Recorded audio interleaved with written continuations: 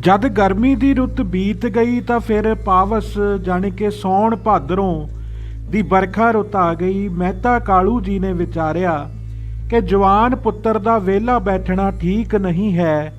ਬਰਖਾ ਨਾਲ ਜ਼ਮੀਨ ਪਿਆਈ ਗਈ ਹੈ ਅਤੇ ਫਸਲ ਬੀਜਣ ਦਾ ਸਮਾਂ ਆ ਗਿਆ ਹੈ। ਇਸ ਵਾਸਤੇ ਇਹਨਾਂ ਨੂੰ ਹੁਣ ਖੇਤੀ ਬੀਜਣ ਦੇ ਕੰਮ ਤੇ ਲਾ ਦੇਣਾ ਚਾਹੀਦਾ ਹੈ।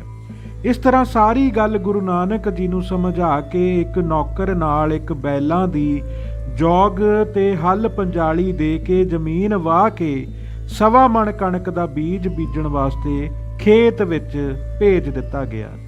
ਸਤਿਗੁਰੂ ਜੀ ਨੇ ਖੇਤੀ ਵਿੱਚ ਕਿਤੇ ਕਿਤੇ ਹੱਲ ਦੇ ਸਿਆੜ ਪਾ ਕੇ ਸਾਰਾ 1.25 ਮਣ ਬੀਜ ਹੀ ਉਹਨਾਂ ਵਿੱਚ ਖਲੇਰ ਦਿੱਤਾ।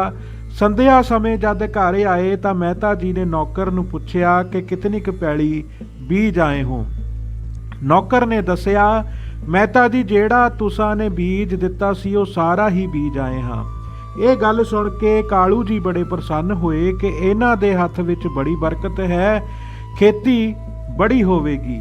ਤੀਸਰੇ ਦਿਨ ਜਦ ਕਾਲੂ ਜੀ ਨੇ ਬਾਹਰ ਜਾ ਕੇ ਹਰੀ ਅੰਗੂਰੀ ਸਾਰੇ ਖੇਤ ਵਿੱਚ ਬੜੀ ਸੰਘਣੀ ਉੱਗੀ ਹੋਈ ਵੇਖੀ ਤਾਂ ਬਹੁਤ ਖੁਸ਼ ਹੋ ਕੇ ਕਿਹਾ ਕਿ ਮੇਰਾ ਪੁੱਤਰ ਬੜਾ ਵੱਡਾ ਕਿਸਾਨ ਹੋਵੇਗਾ, ਇਸ ਨੂੰ ਮੈਂ ਇੱਕ ਪਿੰਡ ਵੱਖਰਾ ਹੀ ਵਸਾ ਦਿਆਂਗਾ। ਪਿਤਾ ਕਾਲੂ ਜੀ ਦੀਆਂ ਇਹ ਵਿਚਾਰਾਂ ਸੁਣ ਕੇ ਗੁਰੂ ਨਾਨਕ ਜੀ ਨੇ ਵਿਚਾਰਿਆ ਕਿ ਇਹਨਾਂ ਦੀ ਧਨ ਪ੍ਰਾਪਤੀ ਵਾਸਤੇ ਰੋਜ਼-ਰੋਜ਼ ਤ੍ਰਿਸ਼ਨਾ ਵੱਧਦੀ ਜਾਏਗੀ।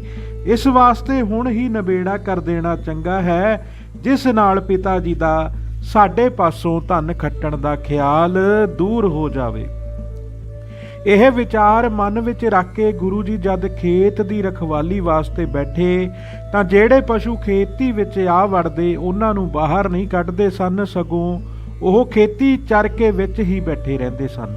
ਇੱਕ ਦਿਨ ਜਦ ਕਾਲੂ ਜੀ ਨੇ ਜਾ ਕੇ ਖੇਤ ਵੇਖਿਆ ਤਾਂ ਉਹ ਗੁਰੂ ਜੀ ਨੂੰ ਬਹੁਤ ਗੁੱਸੇ ਹੋਏ ਅਤੇ ਕਿਹਾ ਕਿ ਮੇਰੇ ਮੰਦੇ ਭਾਗ ਹਨ ਜਿਸ ਦੇ ਘਰ ਤੂੰ ਉਜਾੜੂ ਪੁੱਤਰ ਜੰਮਿਆ ਹੈ। ਮੇਰੇ ਪਿੱਛੋਂ ਤੂੰ ਕੀ ਕਮਾਈ ਕਰੇਗਾ, ਨੰਗਾ ਭੁੱਖਾ ਹੋ ਕੇ ਫਕੀਰਾਂ ਵਿੱਚ ਜਾ ਮਿਲੇਗਾ। ਇਸ ਤਰ੍ਹਾਂ ਕ੍ਰੋਧ ਨਾਲ ਭਰਿਆ ਹੋਇਆ ਹੀ ਮਹਿਤਾ ਕਾਲੂ ਪਿੰਡ ਵਾਪਸ ਜਾ ਕੇ ਪ੍ਰੋਹਤ ਹਰਦਿਆਲ ਦੇ ਘਰ ਜਾ ਕੇ ਉਲਾਂਭੇ ਦੇਣ ਲੱਗਾ। ਪੰਡਤਾ, ਤੇਰਾ ਵੈਦ ਪੁਰਾਣ ਸਭ ਝੂਠ ਹੈ, ਤੇਰੇ ਪਾਸੋਂ ਉਹਨਾਂ ਦੀ ਵਿਚਾਰ ਨਹੀਂ ਹੋ ਸਕਦੀ। ਜਾਂ ਤੂੰ ਮੈਨੂੰ ਠੱਗਣ ਵਾਸਤੇ ਝੂਠ ਮਾਰਿਆ ਹੈ ਕਿ ਇਹ ਤੇਰਾ ਪੁੱਤਰ ਬੜਾ ਭਾਗਾ ਵਾਲਾ ਹੈ, ਇਸ ਦੇ ਸਿਰ ਛਤਰ ਝੂਲੇਗਾ ਆਦਿ ਸਾਰੇ ਤੂੰ ਝੂਠ ਬੋਲੇ ਹਨ। ਇਹ ਤਾਂ ਮੇਰੀ ਕਮਾਈ ਵੀ ਉਜਾੜੀ ਜਾਂਦਾ ਹੈ, ਇਸ ਨੇ ਹੋਰ ਕੀ ਮੈਨੂੰ ਕਮਾ ਕੇ ਦੇਣਾ ਹੈ। ਵੇਖੋ ਜਿਹੜਾ ਬੀਜਿਆ ਸੀ ਉਹ ਬੜਾ ਸੁੰਦਰ ਉੱਗਿਆ ਸੀ, ਪਰ ਇਸ ਨੇ ਉਹ ਸਾਰਾ ਪਸ਼ੂਆਂ ਨੂੰ ਹੀ ਖਵਾ ਦਿੱਤਾ ਹੈ। ਇਸ ਖੱਟਣ ਵਾਲਾ ਕੋਈ ਕੰਮ ਨਹੀਂ ਕੀਤਾ, ਤੇਰੀਆਂ ਸਾਰੀਆਂ ਗੱਲਾਂ ਝੂਠੀਆਂ ਹੀ ਨਿਕਲੀਆਂ ਹਨ। ਮਹਿਤਾ ਕਾਲੂ ਜੀ ਦੀਆਂ ਐਸੀਆਂ ਗੱਲਾਂ ਸੁਣ ਕੇ ਪੰਡਤ ਨੇ ਕਿਹਾ, ਮਹਿਤਾ ਤੂੰ ਸਦਾ ਭੁੱਲਿਆ ਹੀ ਰਿਹਾ ਹੈ, ਆਪਣੇ ਨੇਕ ਪੁੱਤਰ ਨੂੰ ਉਲਟੀਆਂ ਪੁਲਟੀਆਂ ਹੀ ਗੱਲਾਂ ਆਖਦਾ ਰਹਿੰਦਾ ਹੈ। ਮੈਂ ਤੈਨੂੰ ਕਈ ਵਾਰ ਦੱਸਿਆ ਹੈ ਕਿ ਇਹ ਜਗਤ ਦਾ ਸੁਧਾਰ ਕਰਨ ਵਾਸਤੇ ਆਇਆ ਹੈ, ਮੈਨੂੰ ਤਾਂ ਇਹ ਵਿਸ਼ਨੂੰ ਭਗਵਾਨ ਹੀ ਜਾਪਦਾ ਹੈ। ਪੰਡਤ ਦੇ ਇਸ ਤਰ੍ਹਾਂ ਦੇ ਬਚਨ ਸੁਣ ਕੇ ਮਹਿਤਾ ਕਾਲੂ ਗੁੱਸੇ ਵਿੱਚ ਲਾਲ ਪੀਲਾ ਹੋਇਆ ਘਰ ਆ ਗਿਆ। ਉਪਰੰਤ ਸਤਿਗੁਰੂ ਜੀ ਆਪਣੇ ਆਪ ਨੂੰ ਲੋਕਾਂ ਤੋਂ ਛੁਪਾਉਣ ਵਾਸਤੇ ਉਦਾਸ ਹੀ ਰਹਿੰਦੇ।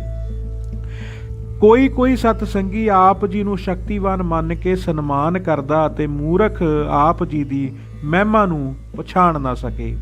ਇਸ ਤਰ੍ਹਾਂ ਉਦਾਸ ਚਿੱਤ ਗੁਰੂ ਜੀ ਪਿੰਡ ਤੋਂ ਬਾਹਰ ਦੂਰ ਇੱਕ ਬ੍ਰਿਛ ਹੇਠਾਂ ਜਾ ਕੇ ਸਾਰਾ ਦਿਨ ਇਕੱਲੇ ਚੁੱਪ ਕਰਕੇ ਬੈਠੇ ਰਹਿੰਦੇ। ਇੱਕ ਦਿਨ ਦੁਪਹਿਰ ਢਲੀ ਦਾ ਜਦ ਸਮਾਂ ਆਇਆ ਤਾਂ ਆਪ ਜੀ ਆਪਣੇ ਹੇਠਾਂ ਚਾਦਰ ਵਿਛਾ ਕੇ ਸੌਂ ਗਏ। ਜਦ ਬਿਰਖਾਂ ਦੇ ਪਰਛਾਵੇਂ ਢਲ ਗਏ, ਪਰ ਜਿਸ ਬਿਰਖ ਹੇਠ ਗੁਰੂ ਜੀ ਸੁੱਤੇ ਹੋਏ ਸਨ ਉਸ ਦਾ ਪਰਛਾਵਾਂ ਨਾ ਟਲਿਆ। 2 ਘੜੀ ਉਪਰੰਤ ਉਧਰ ਰਾਏ ਬੁਲਾਰ ਆ ਗਿਆ। ਉਹ ਇਹ ਕੌਤਕ ਵੇਖ ਕੇ ਬੜਾ ਹੈਰਾਨ ਹੋ ਗਿਆ। ਉਸਨੇ ਸਾਥੀਆਂ ਨੂੰ ਦੱਸਿਆ ਕਿ ਵੇਖੋ ਸਾਰੇ ਬਿਰਖਾਂ ਦਾ ਛਾਇਆ ਢਲ ਗਿਆ ਹੈ, ਪਰ ਜਿਸ ਬਿਰਖ ਹੇਠ ਮਹਿਤਾ ਕਾਲੂ ਦੇ ਪੁੱਤਰ ਨਾਨਕ ਜੀ ਸੁੱਤੇ ਹਨ ਉਸ ਦਾ ਛਾਇਆ ਉੱਥੇ ਹੀ ਖੜਾ ਹੈ। ਇਹ ਨਿਸ਼ਚੈ ਹੀ ਕੋਈ ਅਵਤਾਰ ਹਨ ਜੋ ਆਪਣੇ ਆਪ ਨੂੰ ਛੁਪਾਈ ਰੱਖਦੇ ਹਨ। ਜਿਸ ਤਰ੍ਹਾਂ ਸੁਆਹ ਦੇ ਹੇਠਾਂ ਅੱਗ ਛੁਪੀ ਹੋਈ ਹੁੰਦੀ ਹੈ, ਉਸ ਦਾ ਤੇਜ ਕੋਈ ਜਾਣ ਨਹੀਂ ਸਕਦਾ, ਪਰ ਜੋ ਜਾਣਨ ਵਾਲਾ ਹੋਵੇ ਤਾਂ ਉਸ ਅਗਨੀ ਨੂੰ ਸੁਆਹ ਹੇਠੋਂ ਕੱਢ ਕੇ ਆਪਣਾ ਪਾਲਾ ਦੂਰ ਕਰ ਲੈਂਦਾ ਹੈ। ਇਸ ਤਰ੍ਹਾਂ ਜਿਹੜਾ ਇਸ ਬਾਲਕ ਗੁਰੂ ਨਾਨਕ ਦੀ ਸੇਵਾ ਕਰੇਗਾ ਉਸ ਦਾ ਜਨਮ ਮਰਨ ਮਿਟ ਜਾਏਗਾ। ਪਹਿਲਾਂ ਵੀ ਇੱਕ ਕੌਤਕ ਵੇਖਿਆ ਸੀ ਕਿ ਇਸ ਨੂੰ ਸੱਪ ਨੇ ਛਾਇਆ ਕੀਤੀ ਹੋਈ ਸੀ, ਹੁਣ ਫਿਰ ਦੂਜਾ ਕੌਤਕ ਇਹ ਵੇਖਿਆ ਹੈ ਕਿ ਬਿਰਖ ਦੀ ਛਾਇਆ ਇਸ ਦੇ ਉੱਤੇ ਖੜੀ ਰਹੀ ਹੈ, ਦੂਜੇ ਬਿਰਖਾਂ ਦੀ ਛਾਇਆ ਵਾਂਗੂ ਦੂਜੇ ਪਾਸੇ ਨਹੀਂ ਢਲ ਗਈ। ਮੈਨੂੰ ਤਾਂ ਇਸ ਉੱਤੇ ਪੱਕਾ ਨਿਸ਼ਚਾ ਹੋ ਗਿਆ ਹੈ ਕਿ ਇਹ ਕੋਈ ਕਲਾਵਾਨ ਅਵਤਾਰ ਹੈ। ਰਾਏ ਬੁਲਾਰ ਬੜੇ ਸਤਿਕਾਰ ਨਾਲ ਗੁਰੂ ਜੀ ਦੇ ਪਵਿੱਤਰ ਚਰਨਾਂ ਤੇ ਨਮਸਕਾਰ ਕਰਕੇ ਘਰ ਨੂੰ ਚਲਾ ਗਿਆ।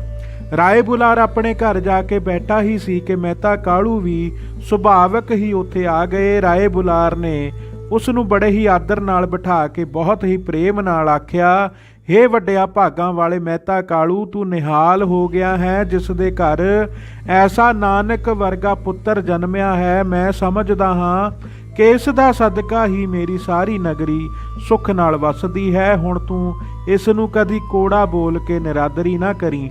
ਖਾਣ ਪਹਿਨਣ ਨੂੰ ਜੋ ਮੰਗੇ ਉਹ ਖੁਸ਼ੀ ਨਾਲ ਦੇਣਾ।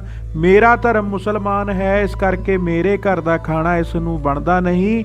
ਜੇ ਐਸਾ ਨਾ ਹੋਵੇ ਤਾਂ ਮੈਂ ਇਸ ਨੂੰ ਆਪਣੇ ਘਰ ਹੀ ਰੱਖਾਂ ਅਤੇ ਸੇਵਾ ਕਰਕੇ ਨਿਹਾਲ ਹੋ ਜਾਵਾਂ। ਇਹ ਸੁੰਦਰ ਪੁਸ਼ਾਕ ਮੇਰੇ ਵੱਲੋਂ ਲੈ ਜਾਓ ਤੇ ਨਾਨਕ ਜੀ ਨੂੰ ਪਹਿਨਣ ਵਾਸਤੇ ਦੇਣੀ। ਜੋ ਚੀਜ਼ ਵੀ ਮੇਰੇ ਵੱਲੋਂ ਉਹਨਾਂ ਦੇ ਕੰਮ ਆ ਜਾਵੇ, ਮੈਂ ਉਹੀ ਧਨ ਭਾਗ ਸਮਝਦਾ ਹਾਂ।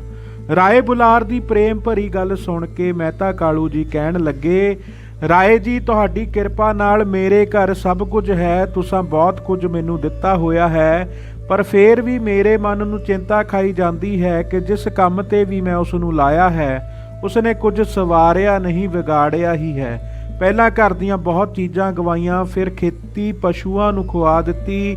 ਜਿਸ ਦਿਨ ਦੀ ਇਸਨੇ ਹੋਸ਼ ਸੰਭਾਲੀ ਹੈ, ਤੁੱਛ ਭਰ ਵੀ ਕਮਾਈ ਨਹੀਂ ਕੀਤੀ, ਕਿਸੇ ਨਾਲ ਪਿਆਰ ਨਹੀਂ, ਮੋਹ ਨਹੀਂ, ਮਸਤਾਨਿਆਂ ਵਾਂਗੂ ਪਿੰਡ ਤੋਂ ਬਾਹਰ ਜਾ ਕੇ ਸਾਰਾ ਦਿਨ ਬੈਠਾ ਰਹਿੰਦਾ ਹੈ। ਰਾਏ ਜੀ, ਤੁਸੀਂ ਪਤਾ ਨਹੀਂ ਇਸ ਦੀ ਕਿਹੜੀ ਗੱਲ ਤੇ ਰੀਝੇ ਹੋ ਜੋ ਇੰਨੀਆਂ ਸਿਫਤਾਂ ਕਰਦੇ ਹੋ। ਮੈਨੂੰ ਤਾਂ ਕੁਝ ਵੀ ਇਸ ਵਿੱਚ ਨਜ਼ਰ ਨਹੀਂ ਆਉਂਦਾ। ਰਾਏ ਬੁਲਾਰ ਨੇ ਕਿਹਾ, ਮਹਿਤਾ, ਤੇਰੀ ਬੁੱਧੀ ਅਣਜਾਣ ਹੈ ਜੋ ਇਹਨਾਂ ਦੀ ਮਹਿਮਾ ਨੂੰ ਪਛਾਣ ਨਹੀਂ ਸਕਦੀ। ਤੇਰੀ ਬੁੱਧੀ ਧਨ ਖੱਟਣ ਵਿੱਚ ਫਸੀ ਹੋਈ ਹੈ, ਇਹਨਾਂ ਦੇ ਗੁੱਝੇ ਗੁਣਾਂ ਨੂੰ ਨਹੀਂ ਜਾਣ ਸਕਦੀ। ਇਸ ਤਰ੍ਹਾਂ ਦੀ ਵਾਰਤਾਲਾਪ ਕਰਕੇ ਕਾਲੂ ਜੀ ਆਪਣੇ ਘਰ ਨੂੰ ਚਲੇ ਗਏ। ਧੰਨ ਧੰਨ ਸ੍ਰੀ ਗੁਰੂ ਨਾਨਕ ਦੇਵ ਜੀ ਮਹਾਰਾਜ।